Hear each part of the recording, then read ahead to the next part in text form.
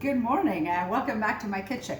Well, today I'm making sausage, so I thought I would do a tutorial on how to make our beloved Calabrian sausage. We've been in a lockdown, so I haven't gone out in 2 weeks, and so I stocked up. I actually purchased quite a bit of pork shoulder so we can make our sausage, and probably I'll also make some braciole and some meatballs. But today we'll just focus on the sausage. So the recipe, maybe you can show them the recipe. It's in my book. Calabrian sausage is very simple actually. These are the ingredients that go into it. We'll talk about the pork, the meat, and then there's our sweet pepper powder that we make, and I can show you the peppers that we grow and we dry to make this, and the wild fennel seeds, which I forage. Luckily it grows everywhere in California. Salt, and then if you want it spicy, a little bit of our own hot pepper. So these are the ingredients that go into it, so nothing else.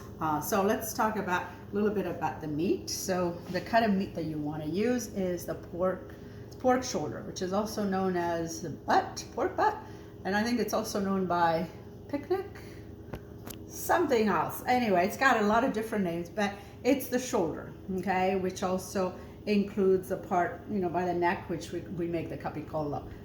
So this is typically what it looks like. If you buy it already without the bone, you can see where the bone has been taken out, okay? If you do buy it with the bone, then you have to do some butchery. You have to remove the bone. And with the bone, a lot of times we'll also have the skin, which we cook it also. We call them cotenne or cotiche in Italian. But as you can see, the skin has been removed, but there's a nice layer of fat that is left on this cut. So you definitely want to make sure that you do have some fat. If you do buy it, it's already been trimmed and all that, then you really need to ask your butcher to give you some pork fat, because you can't make a good sausage with lean pork meat. You need about 25% ideally to make a really good sausage. So what you want to do at this point, as I said, if you buy it with the bone, remove the skin, is just sort of look at it, inspect it, see if there's anything you need to trim. See, like in this case, there's a little bit of bloody bits, you could say. I'm going to remove that, okay? So I kind of go, this is kind of awkward the way I'm doing it to get you to see it, but all of this I would remove it, okay? And if I had way too much fat, let's say, in the back there was a lot of fat left, so this one goes to waste. I'm not using it, okay? But this looks pretty good, okay? I don't have really anything else going on. So what I do is I cut it. It's easier to cut it down like this in slices, okay? And then just cut it in strips. So I might remove a little bit here. It's a little tough, this pork fat. Okay, but this is what you're looking for. See, it's nice and marbleized, and as I said, about 25% fat, and by the time we add the one in the back, we should be good. So I just cut it like this in strips, okay? And so it's easier to feed it into the grinder, okay? I'm just gonna stop a little bit here. I already have cut some, okay? I'm just gonna put it here in the bowl. So I'm actually going to make probably more than two recipes. A recipe in my book is for 3 pounds of pork shoulder, and then it has a 1/4 cup of the sweet pepper powder.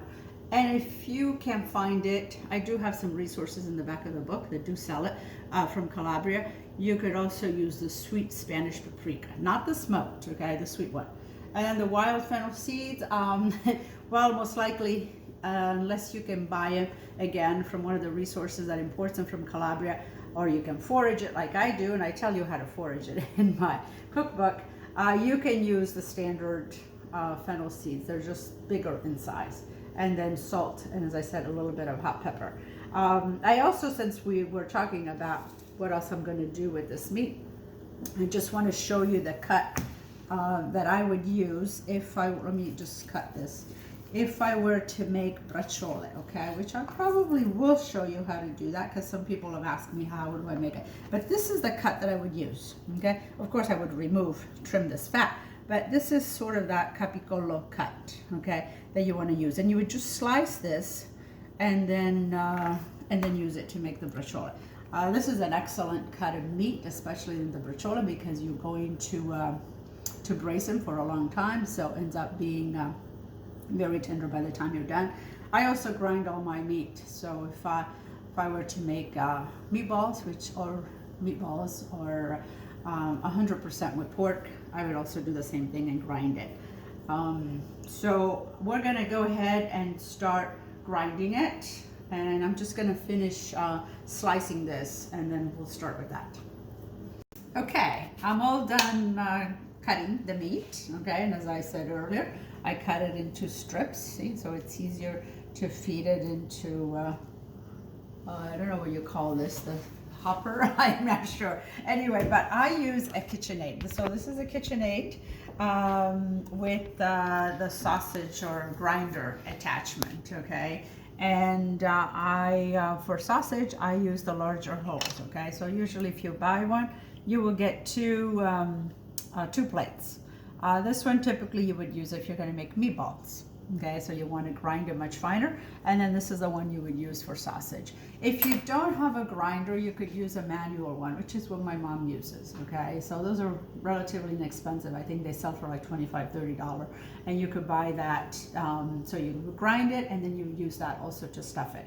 This can be used to do both, but you'll see it, I don't use it to stuff it, because it takes a very long time. If you're making a small amount, you could get away with it, but this is really small, and trying to feed it through here, it's a challenge. So it's not a very good design, I must say, for sausage stuffing. So I'm going to turn it on, okay? So it's going to make a little bit of noise, but basically what you do is you just go and stuff the meat there, okay? And you'll see it'll start coming out. And go a little faster, okay? Let's see, did I turn it too? Okay, here's faster. Okay, so this goes relatively quick. And as I said, you know, if you have someone who can give you a hand, it actually doesn't take that long to grind one recipe. Okay, so I just want to show you, see what it looks like. So as you can see, it's coarser than if you were to buy, when you buy ground meat. The other options you have is if you don't have the manual, or you don't have a KitchenAid, you know, with the attachment, is you could ask your butcher to grind it. But just make sure that he grinds it coarse for you. Or you could do what my grandmother and my mom did in Calabria. They actually chopped it all by hand. So it takes a long time, but you know, you can also do it by hand. So I'm going to continue grinding, and then we'll mix the rest of the ingredients.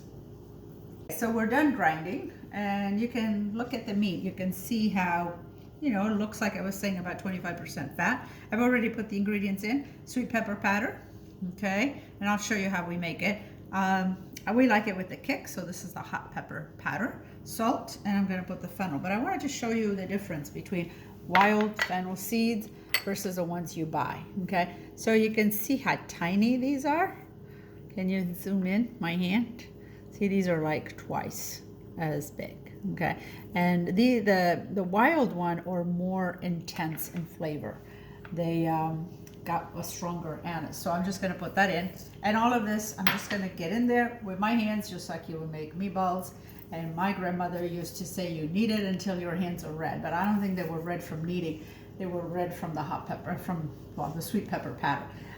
So before I start kneading, I know a lot of you are going to ask, what's this pepe rosso, which we call it, the pepper powder, but this is how we make it. Some of you, if you follow me, you've seen my garden, you see that we grow our peppers. These are the peppers that we grow. They're known as peperoni di Cenice. I think they grow all over in the Polino area, and then we string them. This is sort of what I have left because I keep them in the freezer. It's a ristra, I guess is what you would call it in English. And what we do is, once they're sun-dried, we remove the stems and the seeds, and then we put them at very low heat and in the oven so they get nice and crunchy, and then we grind it. And the recipe, again, it's in the book. And these are the ones that we use for the hot pepper. I only had these two left, but you can see the difference in size, okay? So these are spicy. These are sweet, okay? So I'm just gonna get in here and I'm just gonna start kneading until it's all well mixed. And then I will show you how we stuff it, okay? So you really need to knead this, as I said, the same way you would do if you made meatballs, because you want to get it everywhere. See how right now the meat, the hot pepper is doing it. It's not mixed. Once I'm done, you will see it. I will be all mixed and it will look red. So I'm gonna go ahead and do this and then we'll come back and stuff it. Okay, so I just want to show you the casing that I use. So I use natural hog casing, and usually they come, they're packed under salt. I buy them locally, so I buy them at Taylor Sausage here in Oakland. But you can also order them online, sausagemaker.com, or I think Amazon also sells them. And you would buy the one for Italian sausage, which they're typically about 1 1/4 diameter. Okay, so this is what they look like. Okay, and they're packed in salt. And so what I do is I rinse them, the salt, and then I actually let water go in. So I don't know, can you come closer here so they can see? Okay, so you open it and you let water in. See that? Okay, so you do this about 3 times. Okay, just let all the water run through 2-3 times. This is just to wash the salt. Okay. It has nothing, they're fully cleaned, sterilized, so you don't need to worry about it. But you can see what they look like. So I'm just gonna keep on doing this and then we'll get ready to stuff them.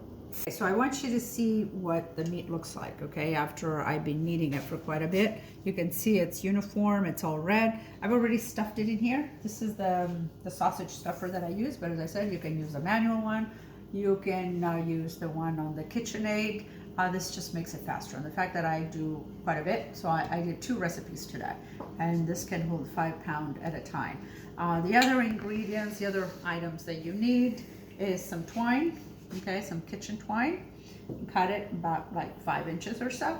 And then I want to show you what you do with the casing. So I've shown you how to clean it, okay? So I'm keeping them wet, but I also want to wet the tube, okay, the sausage stuffer. This will make it easier to slide. And what I want to show you, another trick, is once you have it all in here, this is pretty long, but just bear with me, okay? I'm going to push the meat out, okay? So once the meat comes out, okay, where's the scent? Okay, once the meat comes out here, okay, I will pull this and tie it. That will eliminate air getting into the casing, into the sausage, okay? If you tie it now, and say I tie it right now, and then I start stuffing it, there will be a lot of air, okay? All the air from here to here will come. And I don't want to, these are fresh sausages, I don't want to poke them, okay? So that's one way you avoid getting the air in. Out. Okay, so we're gonna start stuffing. So I'm just gonna keep on going here. Okay, see, like that. Oops, this came out a little bit, but it's okay. I'm just gonna pull it out, okay? And now I'm gonna tie it. And this really helps, as I said, if you have someone who can help you to do this. It's a lot easier if somebody can do this for you, but hubby is videotaping. So I'm gonna have to do this as a one person, but typically he will, crank it, push it, and I will guide it, but I'll try to do this by myself, okay? And I'll guide it. So as you can see, it's a little bit more challenging doing it by yourself, but you get the idea, okay? So this would be, typical sausage. So you can just tie it at this point, okay? So I would tie it here, and then I tie it again. So let me try to do at least one so you get the idea, and then we'll get going, both of us doing this. Okay, so tie it, and then tie it again on the other side, okay? Let me show you. And I like to do also a large big coil, like, You've seen the picture in the book. It's really nice if you're doing it for quite a few people. And I don't have my kitchen scissor, but I use these, okay? So I'm just gonna cut it here in between, okay? And there's your sausage. So I also stuffed one, you can see what I was talking about, into a coil. It's just like the picture in the book, that I would tie it and then grill it. This is great if you have, as I say, quite a few people. Now, if you don't have a sausage stuffer, I think you should still make the sausage, because the sausage is amazing and you know exactly what went into it, and there are no nitrates or anything, any preservative. What I do, what I would recommend doing, and I do this quite a bit, I take about 6-7 ounces and I make a patty, okay? And then I freeze it. I wrap it and I freeze it. And then these, you can use them anywhere you need bulk sausage. Like if you're gonna do pasta, you're gonna put it on pizza, anywhere you need sausage, because you're gonna remove it from the casing anyway if you need to use more, just sausage. So I would recommend at least, make it and then just freeze it in patties. Or if you can stuff it, you can do individual ones, or you can do a nice coil. So I hope you give it a try.